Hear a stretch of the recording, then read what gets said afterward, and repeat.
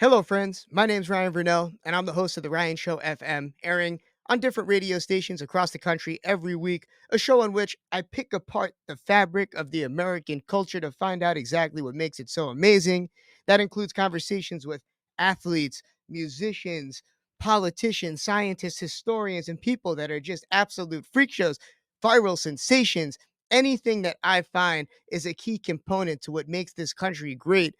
I get to peel back the layers, and this week is no different. I got to sit down with Dr. Natanya Wachtel.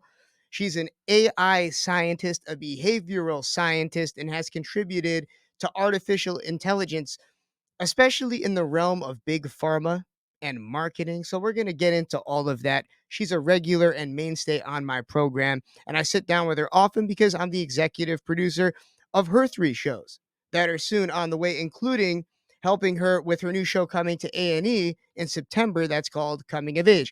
So, she's got a lot going on, and I've got so many questions because everybody just fears AI. Some people are utilizing it, others are running in fear, and some are just making things up altogether. So we're going to clear up any misconceptions, get into exactly what she's done in that field and what is to come in the field of artificial intelligence. So if you're just checking out my YouTube channel for the first time, which many of you are, thanks for joining me. Please subscribe and get ready for some great interviews. There's more on the way. Now, without further ado, Dr. Natanya Wachtel. Dr. Natanya Wachtel is here, host of the Natanya Experience and a whole other slew of great presentations, which your boy might be behind the scenes with a little bit here and there. That includes psych and hip hop with our own Mr. Cheeks and our pal Fuego Bass. We're just kind of implementing some of our own soldiers into the works that she's got going on in light of her new show, Coming of Age, that is coming out very, very soon at the end of this calendar year on A&E. So, Doc, it's good to have you back. I want to know about AI. It looks like the world is still in one piece. We had you on here to discuss AI a little bit last time, but Doc, how are you tonight? I'm doing great. Thank you so much for having me, Ryan. I love being here with you. On the I'm stream, trying not to laugh, but you make me laugh. To those that don't know, Dr. Natanya Wachtel has been working with AI for many, many years. Many people are just learning about AI through ChatGPT. We've all seen popular movies and films and TV shows over the years that kind of frighten us about AI. And now we're seeing the good side of it. Kids don't have to write their essays in college ever again. I don't have to plan my radio show out. I don't even have to ask questions that I create. They know about the Ryan Show. I say, whip up some AI questions for Ryan from the Ryan Show, and ChatGPT just cranks it out. So, Natanya, I've got to ask, what do you think is the number one thing that we should fear about AI in 2024? Let's not jump 100 years ahead right here, right now. What should we fear about AI?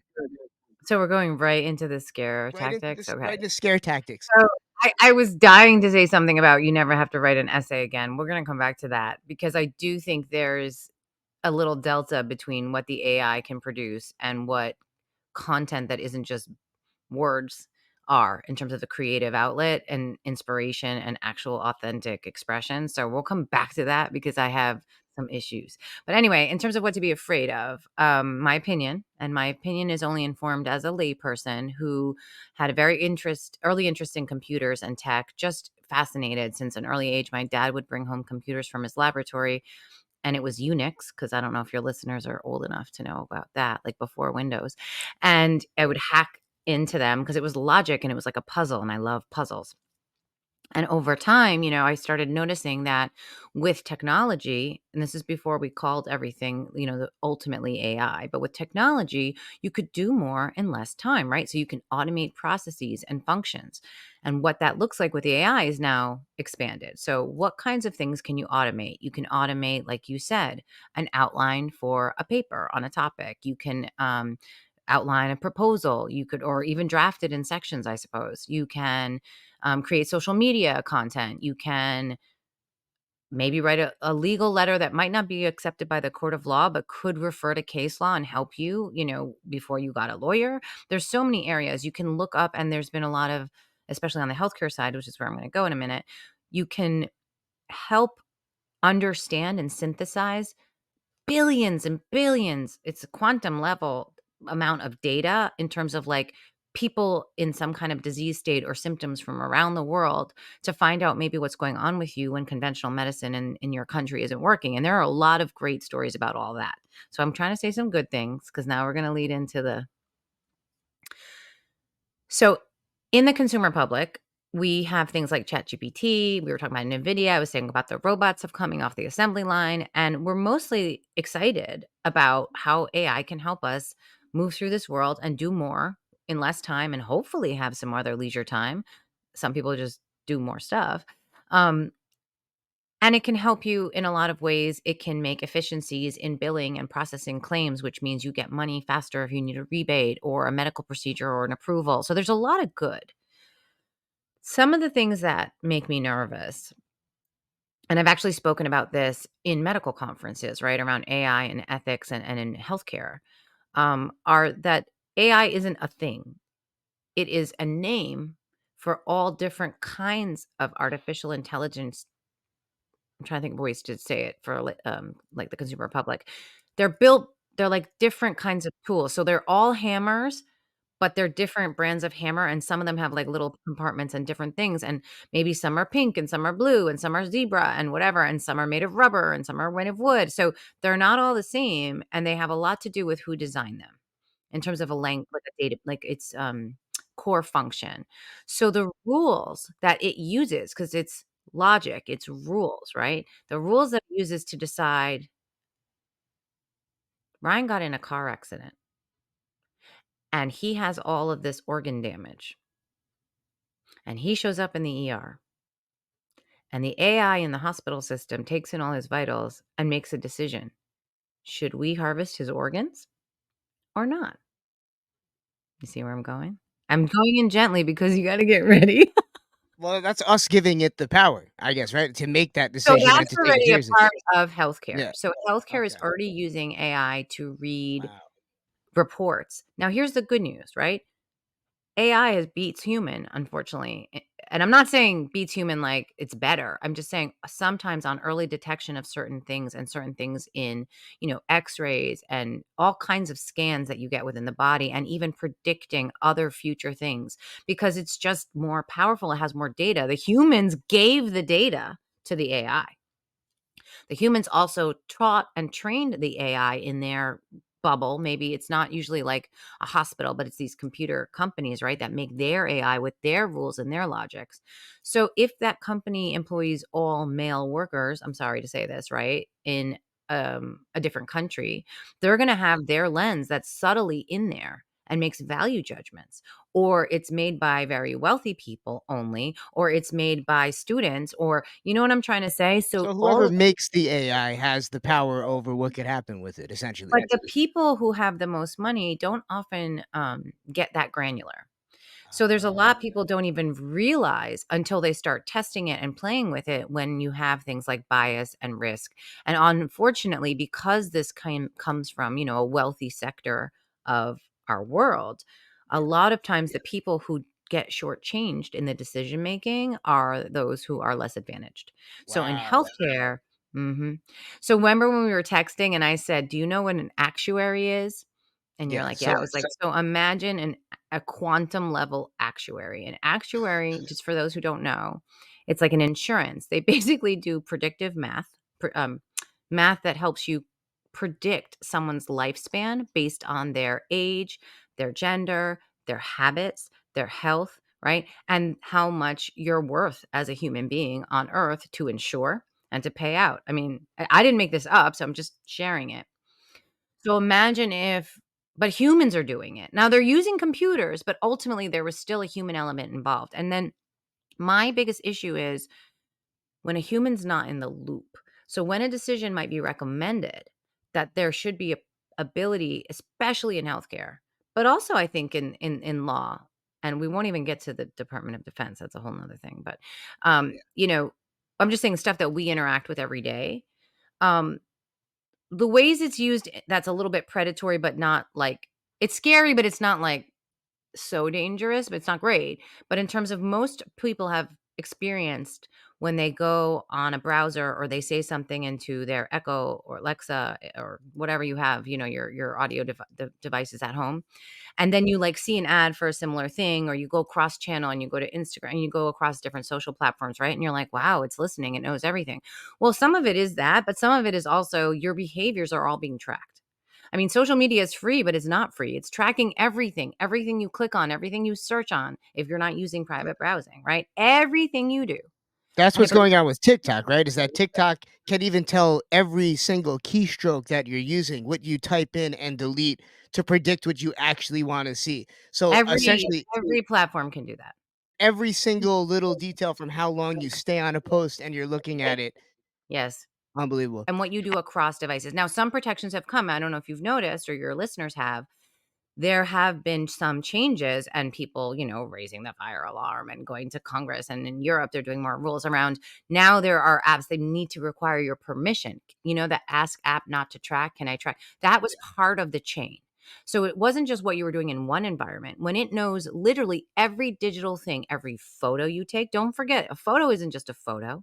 A photo is metadata, where Yeah, you are, what exactly. time it is, who you're with, what everything. And so the more accurate data points about Ryan that my quantum AI computer has, the more I can make a predictive model. And I'm a behavioral science person, right? So I like Yeah. doing, I mean, we would get hired to do predictive modeling before we had AI for advertising, right? Like, where are the Ryans going to be and how much money will they spend and will they like this product? What's the price point? What about the ad would they appeal to? And so it's as old as time. It's car salesmen, it's every kind of thing when there's a transaction. In Yeah. healthcare, the reason it gets scary to me is that it could mean life or death. It could mean pull the plug, harvest the organ. It could mean we don't approve that scan for that person and they die, or they don't get the treatment they need, or they're poor and they don't have money, so the hospital doesn't want to take on the risk and makes a determination that it's not worth it. I mean, I'm not saying this is humans, but because life isn't valued the same way by tech, it's just numbers. And so that's where it So gets, I incarceration, mean, jail. how do you even regulate something like that? Like, do you stop the developer as they're making it? And, like, you have to pinpoint, like, every single algorithm within this AI, to kinda monitor if they're giving some type of bias towards a group of people, like you said, in something serious like healthcare, it's the difference between life and death. Yeah. I mean, Where do like, regulations begin? yeah, so that's a big question. To take a step back, because I don't have the answer for that, honestly. I mean, I have an answer, but it's not the one you want. It's that we can't. And then I would just say you have to Wow, it's like securities, internet, the security industry. You have to just basically learn how to protect yourself. wow. I mean, maybe I shouldn't have said that right now, but I'm not filtering. No, no, you're being honest. You're being honest. It's You know, another that's fear. my opinion. I don't wanna Yeah, disrespect the governing bodies that are trying to do things, and I'm not saying they can't. I'm saying I don't know how. I don't know how it's gonna happen because it's too deep, it's too vast, and it literally is the infrastructure that has our entire economy riding on it, as well as the shadow and the dark web economy is all now run by AI. All the money that flows everywhere, all the care, all the access, and even all the messaging. And so the thing that's terrifies me the most is the way the AI has rapidly evolved to simulate human emotion and can mimic human behavior to a point where people prefer the AI over a human. In terms of, like, there was an example, with the young man I did at a conference who was an undergrad student that got an advanced access to one of the newer databases this a couple of years back, and just like for fun on I don't know if it was like a Reddit or Discord, but on a, like a forum, on a tech forum, he started putting together these self-help articles that he just said a topic and a few words and had the AI generate these articles. And then all these people, it was like getting the top votes and all this stuff about how much it helped and how great it was. And then, but he knew he was eventually going to disclose it. And he thought it was really interesting that one person at one point said, I don't think this was written by a human. This was AI. And all these other commenters jumped on that person and said, hey, that's not, you don't know what you're talking about. This really helped me. This was really good. AI could never write that. And then, ultimately, he did reveal to everyone that it was an experiment and it was AI written. And my, wonder is about, does it make a difference if it helped you? I don't know. But what happens to our sense of trust? Sorry?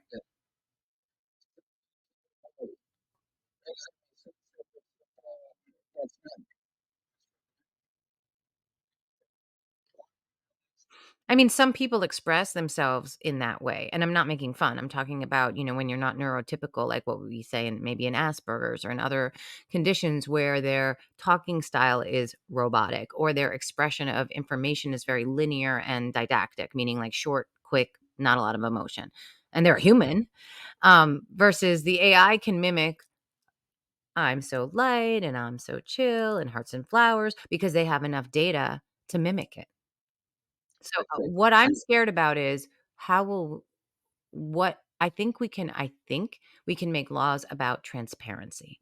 So meaning what you have to reveal. So if you're having a customer service line, you know how they say this call may be recorded? That's a level of permission. The thing is you don't get to say no, I don't want it recorded. But they have your voice. They don't just have whatever, you don't like those shoes. They have how you say everything. How Ryan talks and says the words, "Yes, no, I agree, I disagree," is recorded and stored as data. And if someone hacks that, they can get into your bank, they can get into everything. So, my little bit of advice is stop putting your kids' report cards on the internet, man. Stop tagging every single place you are when you're not at home. Like common sense, basic stuff, because everything is being tracked and everything is being put into algorithms to sell you things and honestly control the access you have to things in this world. Sorry, I didn't really wanna go so dark, but I mean, it's not great. No, no, no, we have to. We have to. And one fear that people have also, you mentioned people having their voices imitated so that they can get Well, into people's bank yeah, accounts I and steal didn't their money. You know, Images are pretty much impossible to tell the difference between at this point when it comes to AI and real. I saw a picture of Kim Kardashian. It looked exactly like her and it wasn't. next to the picture of real Kim Kardashian. No, and it's one thing if you're a celebrity, but I mean, they could do this with anybody at this point. So you could Yeah, essentially especially create since we have someone. like, I have a bright light on my face but this isn't really my face, right? But like in a photo, if you have Photoshop or you have filters, right? It actually, a lot of people are getting like plastic surgery and have like the same face anyway. So we're sort of losing some of those, your freckles and your wrinkles and all the stuff that make you you. So the further we go from keeping ourselves us, I think it makes it easier for the AI to replicate it. And that's where I go back to trust and concern and transparency, where I'm hoping that regulations come into play where you need to, and it is a real punishment, and it is something that is even regulated by AI because I don't think humans can do it rapidly enough. Like, because there's another thing to make regulations, it's another thing to enforce them. So how easy is it for somebody to get their hands on some type of AI that can create an image of someone committing an illegal act and framing somebody with it? How close are we to that? Not just like some big company that has the budget to just purchase some type of software that we can't afford, but Anybody, the average villain, pretty much anybody could probably, really. yeah. I mean, if you So wanted to do that, then you're gonna have conversations in places where that can happen. It's not out of reach anymore. It was out of reach 10 years ago. Sure, it was like a few people would know or have access to the ability to do that at the level of not being, found out, but I don't wanna get political. I really don't mean anything about one party or another here, but both parties in this country agreed. There's a report. It's a bipartisan, meaning both parties agree. Now, they didn't agree on the intent of it, but both parties agreed that we literally had fake news, like fake, in 2016, the year running up that other countries made headlines and news that wasn't true. Now, the two parties didn't agree to what end. Some said, well, it was to help Trump. And they said, well, no, that's not the point, and whatever. That's not what I want to focus on. I want to focus on that, like, everyone agreed that we got duped. Now, nobody wants to really take that within themselves. No one wants to take that within themselves because every one of us wants to feel like we would know the difference. Every one of us, myself included. What are you telling me I don't know my own mind? Are you telling me that I don't know the difference between fake stuff and real stuff? Who are you? You're the other party. Whoever that other party is, right? It doesn't matter. The point is Well, you wonder it's everybody gonna get politicized. everybody got duped on all the sides you could imagine. It's gonna get politicized like any other issue in this country. Even somehow COVID got politicized. So at some point, either the Republicans are gonna be against AI or the Democrats are gonna be against AI, and then the other side is gonna take being for AI. I feel like it's just a matter of time before it's I politicized. yeah, I'm not sure our government is really understanding based on the hearings they had with the social media companies. They literally don't know how the internet works. So, and I probably shouldn't have said that, but I'm just observing what was recorded. It was horrifying to see the questions that were asked of Mark Zuckerberg. Not that I like Mark Zuckerberg. I just couldn't believe they literally didn't understand how it works. They didn't understand when he had to answer. They're like, "How do you make money?" And he's like, "We sell ads." Like, how do you go on TV and be the representative of your state and not know how the internet works? So that's who's going to protect me from AI. Yeah, exactly. We're in trouble. However, We're I gonna go to want to a believe that there's oh, sorry. Natanya, we're gonna go to a quick break. We're at 20 minutes, and we do have to pay the bills. And there are bills to keep the roofs over our heads here in the Hamptons. This is the Ryan Show. FM Dr. Natanya Wachtel's with us. And Doc, I'm gonna have to ask you for just a little bit more time. Okay. I know how tired you are. I know how busy you are, but this conversation is just getting good. And I recently saw a video game, an AI video game, that almost made me feel bad watching it. I felt bad for the NPCs that were in that game, and I'm going to tell you why when we get back. So Okay. nobody go anywhere. Doc Natanya Wachtel is with us, and you can listen to the Natanya Experience very, very soon. We've got episodes in the pipeline, baby. So go to the Natanya Experience on Instagram and all platforms and give it a follow. Nobody go anywhere. We shall return. I remember being a child and playing video games. As a grown man, I do not really find the time. But as a small child, I used to play this game, Doc, where I used to play a Stone Cold Steve Austin. I take a steel chair and I just whack the NPCs over and over again, beating them senseless. Paul Bearer was the name of the guy.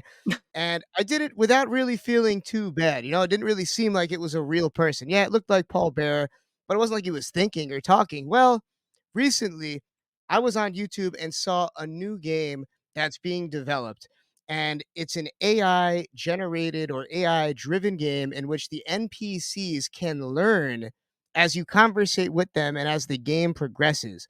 So the person that was playing, Doctor, was messing with the NPCs and was letting them know that they were NPCs and giving them real life um, crises. Like, what would you call that? Existential crises Like, in real life. And you don't watching these really AI lose their minds, I felt horrible. Yeah, it was they were like, "What do you mean this isn't real?" They're like, "We've given it thought before, but we're not really sure." And it was just wicked to watch this guy. It almost felt like abuse in some sort of way. My question to you: do you think that we're ever going to see a day and age where it's illegal to mess with NPCs in such a way?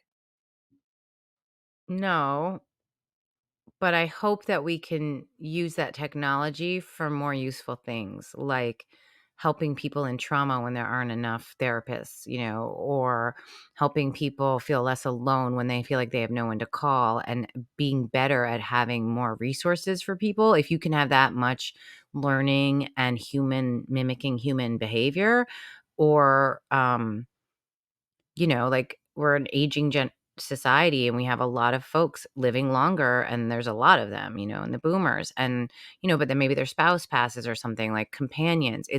I feel mixed about those things, but if it's going to be there anyway, what scares me, and I don't want to sound like one of those like ban video game moms, and I don't mean it that way, and I had 3 teenage boys go through this house, like playing, shooter games and all that stuff, and I used to be like, "I don't like this. This is not okay," but, I still don't, but they had it. They use it, my husband plays it, like, it's a thing, right? So, but what's, scares me from the psychology, background that I have and research is when so we have an age gap.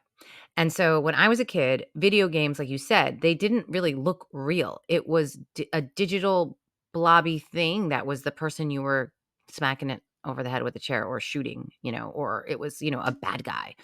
And they Grand Theft Auto, I feel like, shifted to a different level of play. Do you know where I'm going with this, right? So where you kinda started to have realistic enough situations, characters, clothing that they kinda seem like people, and this is controversial because I don't think it's as simple as video games cause violence, but it does desensitize you to violence, and that's not again, same thing with the deep fakes, like, we can't say it, like, makes you violent, that data isn't out yet, but does it make it less likely that if you see somebody getting hurt, that you'll help? Yeah, it does. Does it make you more likely to hurt someone because you've already trained your brain that that's okay? Does your brain know the difference when you're watching violence on a screen versus experiencing it? No. So the more realistic we make it, I mean, this is probably not for your audience, but I worry for humanity a little bit, because murdering and oh, Westworld, perfect example. You know that show? I don't know. Okay. So that's a video game. What if they put it in a human suit? What if they put it in a body, a robot that looked like a human and could act like everything was human about it, except its inside, it was made from technology. Ah, okay, so I'm looking right now. If you don't know what Westworld is like me, it's a Wild West themed amusement park populated by android hosts. Ooh, creepy. And what people do there is pretty horrific.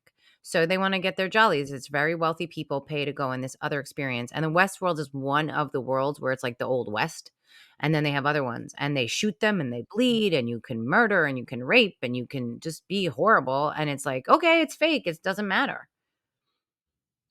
And it's a whole thing, and you can choose to be a good guy or a bad guy, or good gal or bad gal, sorry. People fall in love with the android, like, it's very mixed, but, like, I would recommend you and everyone on your show, if you can't catch it all, it's got 2 levels. It's entertainment, and there's plenty of gore and sex and all that good stuff, but it's really some deeper themes because as you go through and I'm not giving away too much plot point, but just to say it actually ties in a lot to what we were saying before, and we often say that art imitates life. So what I mean is all the actions that these people were having in this fun amusement park simulation place was also being recorded. So that when they're back in the real world, they know what they know their kink, they know what not like, you can be blackmailed, you can be everything is being recorded. So I hope that some people will just think about that and think about what if you have children who don't know the world that you grew up in without all of this, just to teach them to be a little more careful, about what they put on the internet and be careful about what they see. And I don't mean it like, "Oh my god, sex is bad and the porn and drugs." I mean, like, really bad, like stuff that makes you a different person bad. Unbelievable. Let it sink in, folks. Let it sink in. So, as we come full So circle, the it is robots time are that we here, go. so then the news cycle They're that we here. just had Yeah. so that's why I say Westfield because literally they just now the robots that they unveiled recently at, like, Consumer Expo, it's, like, one of the big electronic shows in January, and more things are coming with okay, they look like, what was the movie I, Robot with Will Smith? They're making our appliances, everything that powers and heats and cools your home, like smart So, homes. Don't I forget was it's all recorded.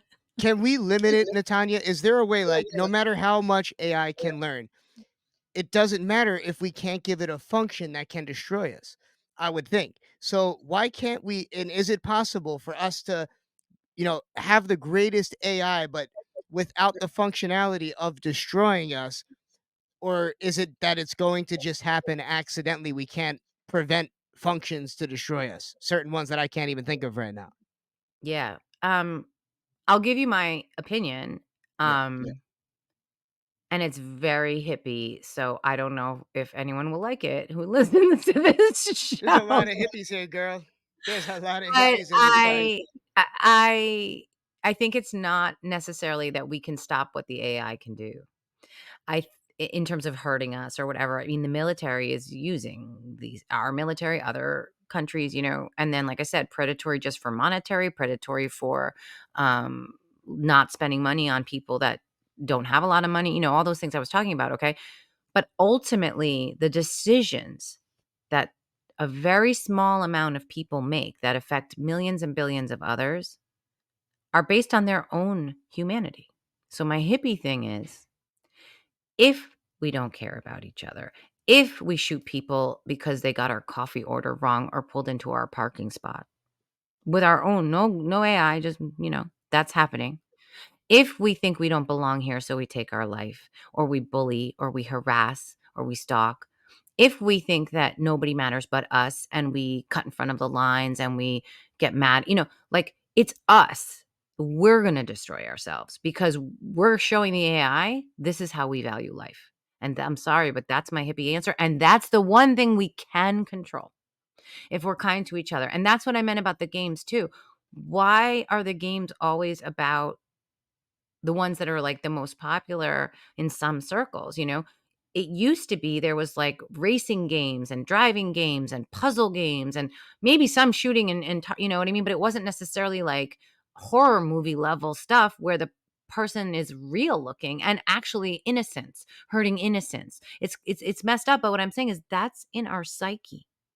And that's what we're showing the AI is what human life doesn't matter. So we're telling it doesn't matter. Of course, it's not gonna care if we die because we're showing it we don't care if someone gets hurt. Sorry, that's not the answer you wanted, but that's my feeling on But that. it's so true. It all starts with us, and it is just getting more and more gory, more gore, more sex, more violence, more drugs. The gap between secular and religious keeps widening, and things just keep getting out of control. And that's not to say either way is better, but it's like everything just becomes so polarized.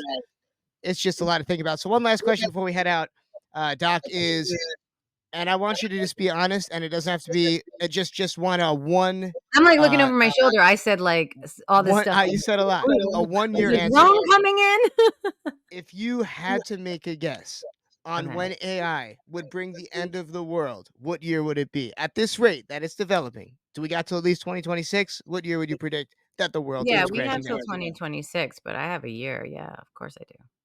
All right, so we got a I solid don't year. think it's like the end of the world, though. Can I tell you what I think will happen? Yeah. I think there's gonna be a schism. And it's where some people are going to pull away hard from tech, and it's going to be almost like a feeling of going backwards, but not going backwards. So things like running water and electricity and all that would probably go, but everything like internet and social and all that would be gone, right? So certain things like kind of like Star Trek land, like but not, like when they went off planet. So maybe more natural structures, eating more, I don't know, natural food, like all the stuff that we've been tricked into not doing that keep us healthy and good and caring about each other and interdependent with each other. Like, okay, Ryan, you're going to grow tomatoes and I'm going to grow cucumbers and then we're going to share. Like that doesn't happen. And that's how, you know what I'm saying? Like we don't have any reason to care about each other. So I think I'm hoping, but I see in some communities, we see this in the blue zones where people are living a long time and they have all generations and they cook together and they sing and they dance and all that corny hippie stuff.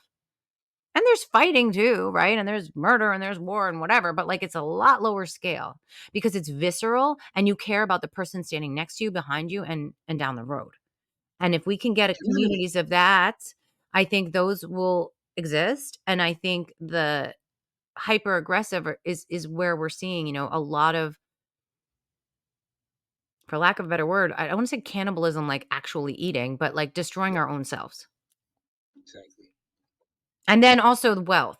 So the other thing is like there's a huge divide happening and they talk about this a lot, right? Like the end of the middle class. Oh, poor middle class. No, what that means is the delta between the haves and the have-nots is getting so big that the cost of living a basic life in the way that the haves are setting it up, that so many people can't. And so if you are a have not, crime may be the only thing you can do to get by.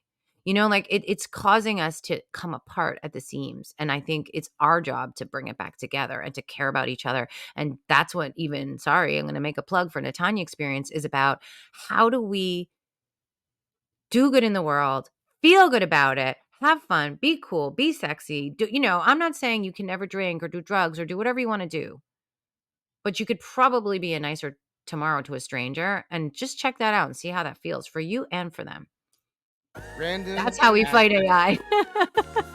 Random acts of kindness. Let's start there. Do something random and kind to someone that you meet today. Dr. Natanya Wachtel, it is always a pleasure to have you on this program and to work with you. And you can hear Dr. Natanya Wachtel on her own show, the Natanya Experience Plus. She's part of Fox Sports What's Going On with her game mindset. I guess we call it like a segment that we're going to be doing, as well as psych and hip hop, which will be on this program and others from time to Yeah, time. in Now, my other world, I'm all about mental health, but AI is a really big part of this, and using technology to help people was how I got started, right? How do we use technology to help more than one person at a time? Because talk therapy, I can talk with you, but that's very limited, and we have 1 hour. But with AI, I can put out hopefully some helpful things for multiple people at a time, and there is good in it. It's just you asked some big questions. I hope I answered it appropriately. yo, you are incredible. I hope everybody got to learn a lot. I know I got to learn a lot. Nobody go anywhere. Instead, or I guess go to Instagram and go to Natanya Wachtel. Give her a follow. Everybody, thanks for listening. Look, there's still hope. For what it's worth, she said that the world might not come to an end, at least not in 2026. So we've at least got a couple of years. Nobody go anywhere. This is the Ryan Show FM, and we shall return. Let's go.